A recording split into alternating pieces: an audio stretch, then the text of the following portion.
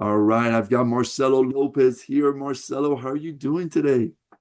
I'm doing great for a Friday, Rick. It's fantastic. For a Friday, it seems like Friday is like the most energetic day because you've got the weekend, or it's just an exhausting week, right? Where you're tackling challenges throughout the week. Tackling challenges throughout the week, and I'm a Gen Xer, so it's the whole song of everybody's working towards the weekend. I love it. I love it. So, So uh, you know what's happening September 11th, right? We oh have yeah. the AI Revolution Conference. This is a fully remote conference. And we've been doing hmm this forever, Marcelo. I think this is like a normal, kind of exercise we do, right? So hmm we appreciate you. Like you've done so much for the community. And again, it's so humbling to have you and still giving today, Marcelo. Remember, this was been back since what, 2010, 2013, right? We've been talking Yeah. about giving back to the community and doing things. And still today we're still doing this. So Marcelo, in this event, you're a speaker, plus all the other things you're doing. But let's just concentrate on the speaker, right? So, as a speaker, what topic or what area of focus do you think people would want to hear or will get from your session? Well, what Art and I are uh, bringing in is a strategy conversation. Um, all too often, what we've been finding in the conversations that we've had, and you know that we've had some sessions live and in person and hybrid, and a lot of what we've found during those conversations is that a lot of companies are just jumping in, the chew gum, throw it at the wall and see what sticks approach. And then you'll hear in the news that, AI is not returning on the investment. Very few companies are getting some benefit out of it. And then you get reports that, oh, yeah, we're getting these sorts of benefits from it. But then later on, when you do a little bit more research, you find out, oh, they went after the low-hanging fruit. And once it gets to be hard, they're like, and they get stuck.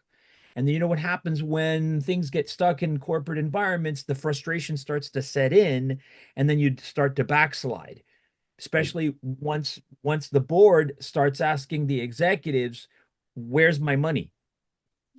Okay. Exactly. So, so, So, so Marcelo, mm, I think that's a great start, and I love the focus point, right? Because the hearsay out there about what it's doing, what it's not doing, like we got to mm, debunk that. We're tired of yeah, hearing things that we think are happening but really aren't. And then how do you start in the right? So you gave us the pain point.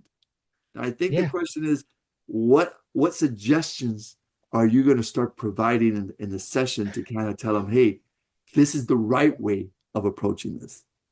Well, one of the things that I can spoiler alert is to help folks start thinking ahead so that they don't get caught in the pilot trap. Okay.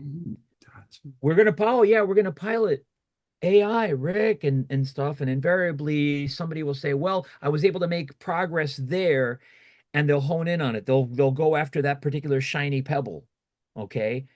But maybe that was a very simple or obvious thing that could be improved and made more efficient. Okay.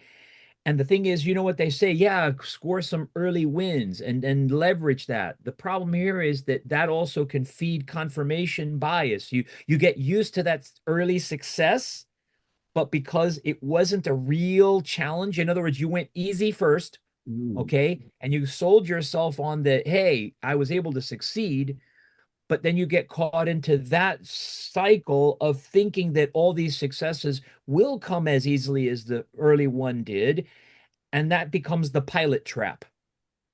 So Okay. And I so the first love thing is that. to el I yeah, love that, and setting the expectation. I think what you mentioned was so clear. When we talked about the Kubler-Ross curve, and you do that in a lot of your amazing certification trainings, right? yep, Where guys, there's going to be some dip, there's going to be some if you approach the right challenge. But if you're right. just trying to just use the smallest increment of, hey, this is the right way, and then you're not Mhm, really getting that dip, you're not really understanding that the mhm, road is a tough mhm. journey.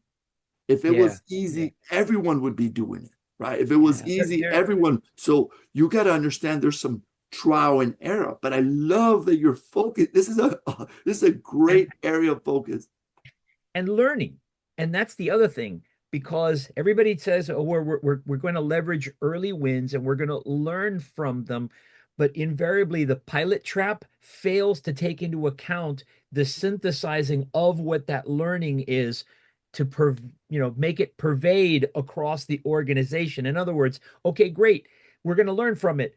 Who's going to be doing the learning and who is going to be doing the teaching of what they learned to others? Okay.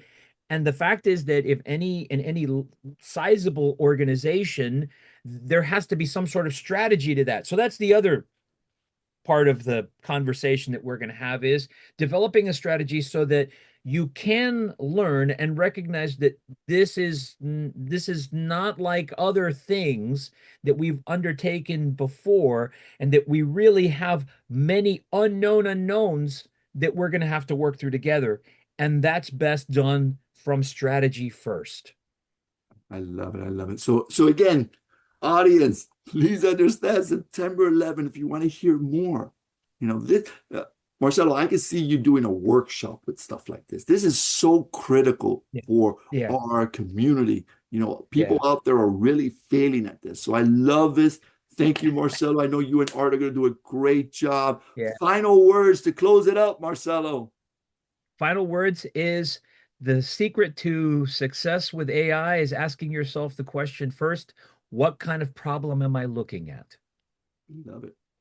See you September 11th. See you September 11th.